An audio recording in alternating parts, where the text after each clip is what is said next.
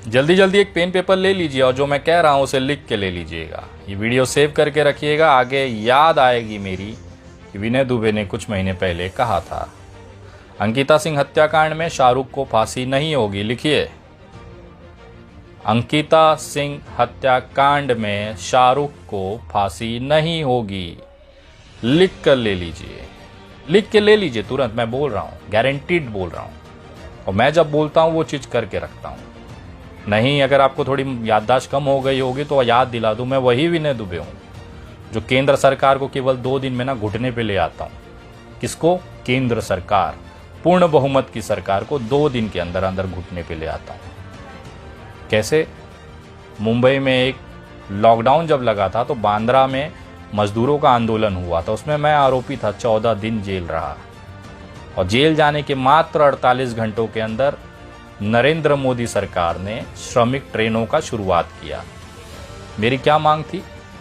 यहाँ के मजदूरों के जो बंगाल से हैं, बिहार से हैं, झारखंड से हैं, उत्तर प्रदेश से हैं, उनको अपने घर जाना है। कराया कि नहीं कराया ट्रेन चालू? और अंकिता सिंह के मामले में भी मुझे ज़्यादा कुछ ऐसा इंटरेस्ट नहीं था, संवेदनाएं थी उस बिटिया के साथ में कि उसके हत्यारों को सजा होनी चाहिए। लेकिन जिस तरह से हिंदू संगठनों ने, जिस तरह से एक मीडिया माहौल बना दिया गया, मीडिया ट्रायल चला दिया गया कि शाहरुख ही आरोपी है, तुम जज हो, तुम तय करोगे कि कौन आरोपी है कौन नहीं है। केस यहीं पर हल्का हो गया जिस दिन ये संगठनों ने शाहरुख को आरोपी बना के पूरे मीडिया में, सोशल मीडिया पे चला दिया। आपको पता है केस कहाँ से कमजोर हुआ, मैं आज खुल के बोलता हूँ। तय कर लीजिएगा, आपको भी तैयारी करने का मौका मिल जाएगा। अंकिता का बयान, अंकिता को जब अस्पताल ले जाया गया ना, तो उस समय उसे पूरा विश्वास था कि वो ठीक होकर घर चली जाएगी। उसे थोड़ा भी अंदाजा नहीं था कि वो मर जाएगी। यही कारण है जब आप लोग लिखते हो ना, एक मरती हुई लड़की झूठ काहे कहेगी, तो मैं क्लियर करना चाहता हूँ वो मरती हुई लड़की थी ही नहीं। अगर उसे विश्वास होता कि मैं मरने वाली हूं ना, तो सही सही बयान वो देके जाती। लेकिन उसका बयान, उसके बार बार बयान बदलने की जो कहानी है, वो पूरी तरह से कोर्ट में खारिज हो जानी है। डाइंग जो स्टेटमेंट दिया उसमें बहुत सारी चीजें नहीं मिलती है, जो पिछली वीडियो में मैंने आपको प्रूफ करके दिखाया सबूतों के साथ। ये पूरा जो मामला है ये ऑनर किलिंग की तरफ बढ़ रहा है। आरोपी कौन है इसकी भी बहुत जल्द इस पे परत खुल जाएगी। आरोपी परिवार का सदस्य है। अंकिता सोई हुई थी, उस पे जब पेट्रोल डाला गया उसे नहीं पता चला। उसको जब आग लगाया गया तो कुछ लोग खिड़की से भागते हुए दिखाई दिए। आग इतनी तेज थी कि वो अपने आग के जलन की वजह से दरवाजा खोलकर बाहर निकली। बाहर इसका पिता मिलता है, इसको पिता मिलता है। वो बोलता है कि तोके शाहरुख आग लगा के भाग गया। शाहरुख का नाम उसके दिमाग में डाला गया। ये बोला गया कि तुम पुलिस पूछेगी तो ये बोलना शाहरुख तुमको जला के भाग गया। हो सकता है, संभावनाएं हैं। बेटी ने जब उसे बताया कि शाहरुख और हम शादी करने वाले हैं, बाप को बुरा लगा हो, क्योंकि पहली बेटी जो है ऑलरेडी वो केवट समाज में गई है, जो राजपूत से नीचे जाति की है। दूसरी बेटी मुसलमान में चली जाएगी तो इसका तो बंटाधार हो जाएगा इस बाप का। तो बेहतर है बेटी को जला दिया इसने। संभावनाएं हैं, कोर्ट के अंदर कुछ भी असंभव है। जब इसके बाप की प्रॉपर इन्वेस्टिगेशन होगी, परिवार की हर एक सदस्य को अलग अलग कमरे में बिठा के पूछताछ होगी, दोनों के बयान मैच नहीं होंगे, आरोपी पकड़ा जाएगा। आरोपी आराम से पकड़ा जाएगा। इसी के लिए मैंने शुरुआत में कहा कि शाहरुख को फांसी नहीं होगी। पुलिस में दिया हुआ बयान कोर्ट में मान्य नहीं होता है, और अभी तक शाहरुख ने अपना बयान, अपनी ये जो हत्या, सो कॉल्ड हत्या है, इसे माना नहीं है। कहीं पर भी हमें आधिकारिक रूप में इसकी पुष्टि नहीं हुई है, क्योंकि अब हम लीगल इस केस में हैं। लीगल हम अब इस केस को लड़ेंगे कोर्ट के अंदर। निशांत वर्मा जी हमारी तरफ से एडवोकेट होंगे शाहरुख का।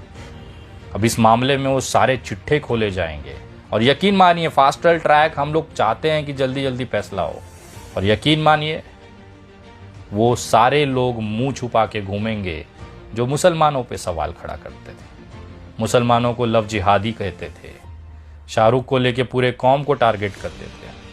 जब केस के लिए मैंने निशांत वर्मा जी का नाम दिया तो राजपूत भाई कुछ हैं वो मुझ पे आक्षेप लेने लगे। मैं उन राजपूत भाइयों से पूछना चाहता हूँ, बहुत विनम्रता से हाथ जोड़ के पूछना चाहता हूँ कि आपकी संवेदनाएं उस समय कहाँ चली गई थी जब देश में निर्भया कांड हुआ था।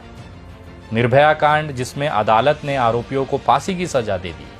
आप ही के राजपूत समाज का एक इंसान एडवोकेट A.K. सिंह 7 सालों तक उन आरोपियों को बचाने के लिए दिन रात एड़िया रगड़ा। Lower court, high court, supreme court, राष्ट्रपति, एक एक करके 4 एप्लीकेशन राष्ट्रपति, माफी राष्ट्रपति से मांगने के लिए हर कोशिश उसने कर डाला। वो तो आपके राजपूत समाज का था ना। उसने तो यहां तक लड़की के चरित्र को लेके इतनी गंदी बात कर दी थी। आप यकीन नहीं मानेंगे मेरी बात पर, देख लीजिए। A.K. सिंह बोल।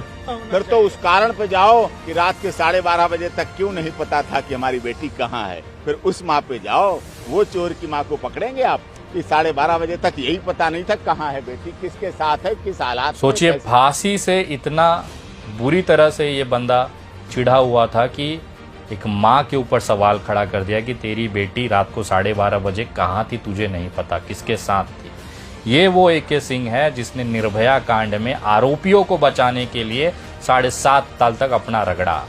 वही चीज अगर A.K. सिंह निर्भया जैसे बलात्कार कांड में आरोपियों को बचाने के लिए वकील के तौर पर अपना ड्यूटी निभा सकता है, तो निशांत वर्मा शाहरुख के केस क्यों नहीं लड़ सकते? मतलब अगर आपके समाज की बेटी मरी है तो हमारे भी समाज की बेटी है। हमें यह देखना है कि किसी भी आरोपी को छूटना नहीं चाहिए जो असली आरोपी है, लेकिन कोई बेगुनाह सजा भी ना पाए, ये भी हमें मानना है। A.K. सिंह ने एक वकील होने के नाते अपना प्रयास किया। वही प्रयास हमारे निशांत वर्मा जी शाहरुख के मामले में करेंगे, ऐसा मुझे विश्वास है। और आप तमाम लोगों से मैं कहता हूं, जो भी मैंने चीज़ें लिखवाई हैं उसे लिख कर ले लीजिए। मैं पूछना चाहता हूं मुसलमान समाज से, खास तौर पर मुस्लिम भाइयों से, कि आप इतने हताश क्यों हैं? मीडिया ने कह दिया, लोगों ने कह दिया, आपने शाहरुख को आरोपी मान लिया। क्यों? मतलब जो भाजपाई IT सेल लिख देगी वो आप कबूल करते जाएंगे। यही कमजोरी है आपकी। आप लोग भूल चुके हैं कि इस देश में संविधान है, लोकतंत्र है, अदालतें अभी भी जिंदा है, चीजें कानून से ही चलेंगी। आप लोग इतने हताश क्यों हो जाते हैं? मैं देख रहा हूं कोई भी खुलकर बोलने की हिम्मत नहीं करता है। मुझ में देखो, मैं डर रहा हूं क्या? इतना विरोध हो रहा है मेरा, हिंदू समाज के लोग मेरा विरोध कर रहे हैं, उसके बाद भी मैं लड़ रहा हूं, क्योंकि मुझे पता है न्यायालय जो है वो आखिरी फैसला करेगा। इनके फैसले से नहीं फर्क पड़ता। जब मैं जेल गया था बांद्रा कांड में, तो ये मुझे आतंकवादी, रासुका लगा दो, फलाने, क्या उखाड़ लिया मेरा। 2020 आज 2022 डंके की चोट पे लड़ता हूं इनके साथ में। ये कुछ नहीं कर पाते क्योंकि कानूनी तौर पर मैं सही होता हूं। संविधान ने जो अधिकार दिया उस पे मैं खड़ा हूं। आज तक आपके सामने डंके की चोट पर लड़ रहा हूं। आप लोग क्यों डरते हैं? इनसे डरोगे? अरे टटपुटियां हैं ये उंगली घसने, मुंह से गाली देने के अलावा इनकी कोई औकात नहीं है। इनकी माँ बहनें जाती होंगी बाहर, इसके देखने के बाद इनको लगता है कि हर माँ बहन ऐसी है जैसे इनके घरों की माँ बहनें हैं।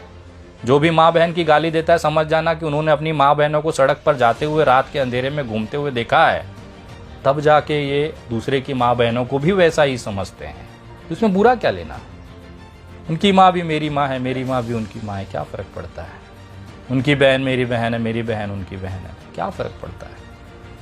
लेकिन न्याय और संविधान सबसे बड़ा है। जब इतिहास लिखा जाएगा ना, तो उसमें ये दर्ज किया जाएगा। इतने विरोध, इतने हजारों, सैकड़ों, लाखों, करोड़ों लोगों के विरोध के बावजूद भी न्याय दिलाने के लिए एक लड़का डटा रहा। तूफान में वो आंधी, वो चिंगारी, वो दिया जलता रहा उम्मीद का, और जलेगा। क्योंकि अगर मैंने वो केस हाथ में लिया है ना, इतनी आसानी से तो नहीं हारूंगा। और हारूंगा तो तभी जब मुझे लगेगा कि अब गलत हो रहा है, इसके आगे अगर गए तो अन्याय हो जाएगा, वहाँ मैं रुक जाऊंगा और आपको बता दूंगा इसके आगे हम नहीं जाएंगे, क्योंकि जो अब सही में अन्याय हो जाएगा। लेकिन बिना लड़े इनको छोड़ दूंगा, ऐसा नहीं है। ये अगर मुझे गालियाँ नहीं देते ना, मेरे माँ बहनों को गालियाँ नहीं देते ना, तो मैं यहीं पे मुंबई में बैठ के वीडियो बना के आराम से अपना भाव रख के छोड़ देता। लेकिन ये गालियाँ दे के इन्होंने बहुत गलत कर दी। इन्होंने गालियाँ दी है ना मुझे, अब देखो मैं क्या करता हूँ। तुम्हारे बुलडोज़र बाबा याद हैं?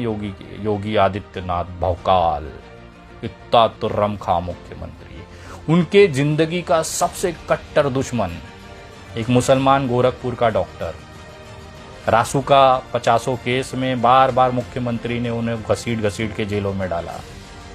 विनय दुबे इलाहाबाद हाईकोर्ट जाता था, सोशल मीडिया पे आवाज बुलंद की।